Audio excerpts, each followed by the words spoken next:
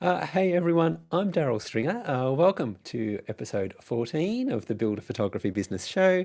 This is where I help photographers like you with photography, marketing, and pricing.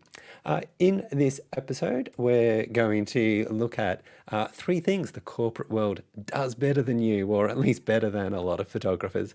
And I'll include some practical steps to help you become a better business owner as well.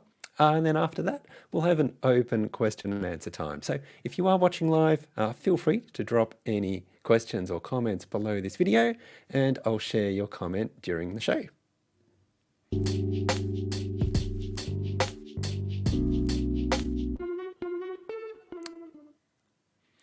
So today, I want to take a look at three things that the corporate world does better than a lot of photographers. And I want to highlight these things because I see photographers fall short in these three areas all the time, but they are super, super important. And if you can make some big improvements here, then your business is going to be so much stronger. Now, the first thing is excellence in pricing. When we look at the big end of town, they get down to the finest detail when it comes to pricing whatever it is they do. So if they can switch from one product to another and save 2 cents in the manufacturing process, they'll do it. It's those tiny little savings that they know add up to big savings over time. And because they know their numbers so well, they can make those small adjustments based on facts and not just based on their feelings or because it's a Tuesday, right? So, as photographers, we also want to pursue excellence in pricing. And maybe getting more detailed with your pricing is something you need to take a good look at. So, let me ask you, where could you make some savings, even tiny savings, for each photo shoot you do? Or alternatively, where do you need to increase your fees? Now, to dig into this, you'll need to know exactly what it costs you to do each shoot and each photo package. So I want you to go through your numbers and get super detailed with it so you can get your pricing right. And if there are any small expenses that you can remove, do it. Or if that expense is important and you can't remove it, factor it into your pricing. And if you've been ignoring that expense up until now, bump up your fee. Now, another thing you can do is find ways to learn what your market wants and use the information you gather to influence your pricing as well.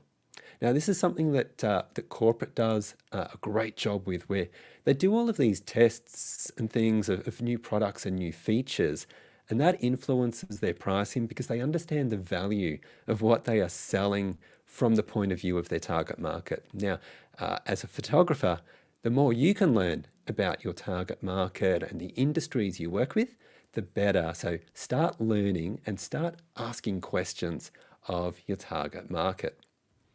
Now, the next thing that corporate does is excellence in communication. As Warren Buffett said, if you can't communicate and talk to other people and get across your ideas, you're giving up your potential.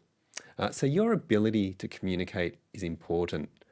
It's how you engage with your current customers and with future customers. And it really can be the difference between success and failure. Obviously, your photo skills really matter, of course, but that communication step, it comes before the photo shoot. So you need to get that right, or you don't get to show off your awesome photo skills. Now, when we're looking at the big companies, they obviously have their own communication departments, and that's not something you can do. But there are two simple things you can do. The first one is check over everything you send to clients and prospects to make sure it matches up with what you really want to say, both in terms of the tone of voice and the content. Now, if that's not something you're good at, then get someone else who is good at that sort of thing and have them read what you've created and just make sure it works, or delegate the task to them. The thing with being a business owner is that you don't have to do everything. In fact, it's probably better if you don't do everything. Again, as John Maxwell said, if you want to do great things and make a big impact, learn to delegate. Okay, if you want to do great things and make a big impact, learn to delegate. Quick example of that. I write newsletters for the photographers in my coaching program because a lot of them find that kind of thing very difficult. So they can then take what I write and use that in their own newsletters, which they then send to clients and prospects as a way of staying in touch. So delegating some of your communication to other people who might be better at those tasks, it's just a smart way to go, and it makes a lot of sense. Uh, the second thing you can do to copy the corporate world, and here I'm really thinking of individual executives and entrepreneurs rather than the business as an organization, and that is they respond to emails and other messages in a timely manner, and it's something photographers could be doing better. I've engaged with a lot of photographers who just don't respond to emails for several days or just they ignore them altogether. And I don't think that's really good enough. Even if you're crazy busy, personally, I don't think that's a valid excuse. Everyone's busy, right? We've all got a lot on our plate. But as a matter of being professional and as a matter of being courteous to someone who has taken the time to reply to an email or a text message or whatever, send them a reply as soon as you can. Corporate executives understand the importance of that, and it's something that you'll want to do as well. So just to reiterate those points again, if you want to pursue excellence in communication, check over what you're saying or delegate those roles if that's not your strength, and reply to people promptly. It's easy to do, and it's going to make your business seem much more professional. Now, is that something that you can do? Okay, and are we clear then on why that's important? Okay, does it make sense to you? If you've got a question about what that might look like, or if you'd like to share an experience, then feel free to drop a comment below this video. Okay, the final thing that we can learn from the corporate world is excellence in learning, even for the CEOs of billion-dollar firms. So if you have a look at what big business spends on conferences and training days and executive coaching, you'll see that they put a high price on learning because they know it helps their businesses do better. Now, unfortunately, what I see from a lot of photographers is that they jump into learning when they first get started in photography, and it's like a fire hose, and they'll just take on everything. But once they get more experience, they assume they don't need to do that anymore. Whereas what we see from big business is very different, because in that world, the CEOs and the top entrepreneurs, they still have training days. They still read a lot of books, and they'll bring in their own business coaches and mentors because they know it makes a difference for them as individuals and for the company. These businesses, right, they wouldn't be spending millions of dollars on learning if it didn't help their corporate bottom line. And as small businesses, we need to see it the same way. Learning is good for business. Rick, I see your comments there. I'll jump back to that when we get to our Q&A. So yeah, thanks for your comment there. I'll jump onto that in a second. We'll go through that. So no matter where you are on your journey as a photographer, whether you've been doing this for 6 months or for 20 years, you want to keep that passion for learning. Okay, now I'm not just talking about learning photo skills. I'm talking about everything to do with your business, because if you're a business owner and not just a photographer, then you need to wear a lot of different hats. So there's a lot of skills that you need to learn.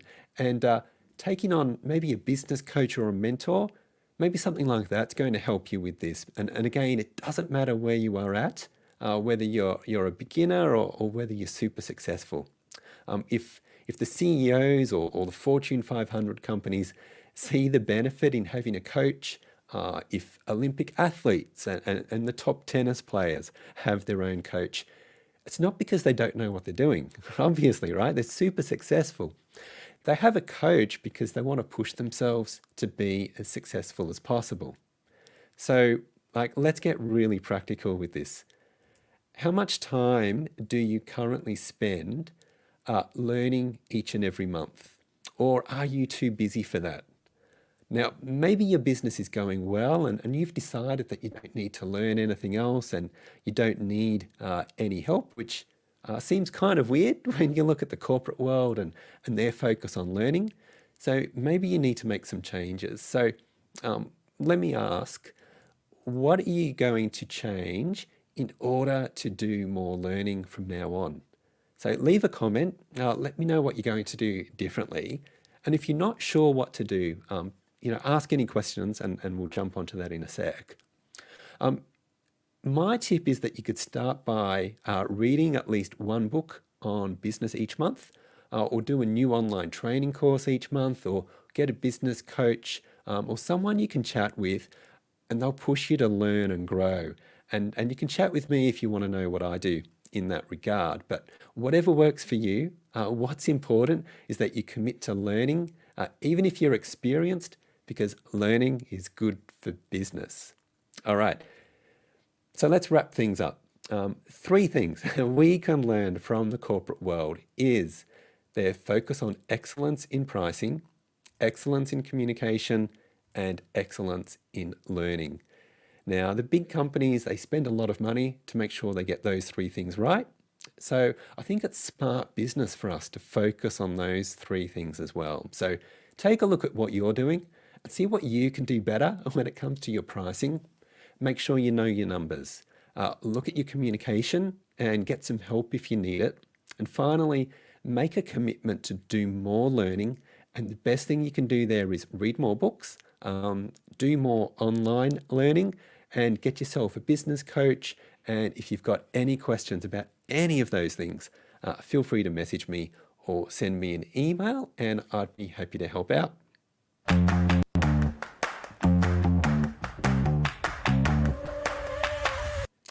Okay, now it's time for some Q&A. So if you've got any questions or comments about any of that, drop them in the comments box. I'll just bring up some comments here. Let's see. So Rick said, what about responding to text messages? Again, respond when you can. If you're out on a shoot, typically you just need to dedicate all of your time to that client, and that makes sense. But when you get back in the car or back to your office, check three things and just respond when you can. Again, if you're taking a break from work, if you're on a weekend and you typically don't respond there, maybe that's okay to not respond straight away as well. But if it's business days and you're getting some work done, get back to that as soon as you can. Rick also asked there, I love the idea of a coach mentor. Where do you find them? What to look for? Rick, this is something that I can do. I've been working as a business coach with photographers for about 5 years now, so we can have a chat there. Otherwise, have a look online. I do a bit of a search around. There's business coaches everywhere, although a lot of business coaches sort of obviously don't have the experience in real estate photography and architectural photography. So I guess that's something that I can bring, but happy to chat further about that. Someone said have better time management skills. Look, that's true, and I think that's where the delegating part really comes into this. Passing on some of your actions to other people who can do things better, I think is the smart way to go. It's not a sign of weakness if you can't do everything in your business. I think it's a real sign that you're a good business owner and good business manager. John said, this is excellent. Thanks, John. Good to see you again. Glad you find that helpful. Jared, what sort of hair product do you use looking stylish, mate? Jared's an old friend of mine. Yeah, I'll happily message you. I don't think it's anything special. But thank you, Jared. All right. Does anyone have any further questions or comments? I'm happy to jump in on something if you've got anything to say. Otherwise, feel free to message me at any time. Leave a comment on any of these videos. I'm happy to respond to any questions later on. Or you can message me here. Let me just bring up my details. There's my email address, Daryl@builderphotographybusiness.com. You can find me on Facebook, Insta, and YouTube at Builder Photo Business. or catch me on LinkedIn. All right, that's it for today. Thanks for dropping by. I hope there was some helpful stuff there for you. And I'll catch you on the next call. All right, bye for now.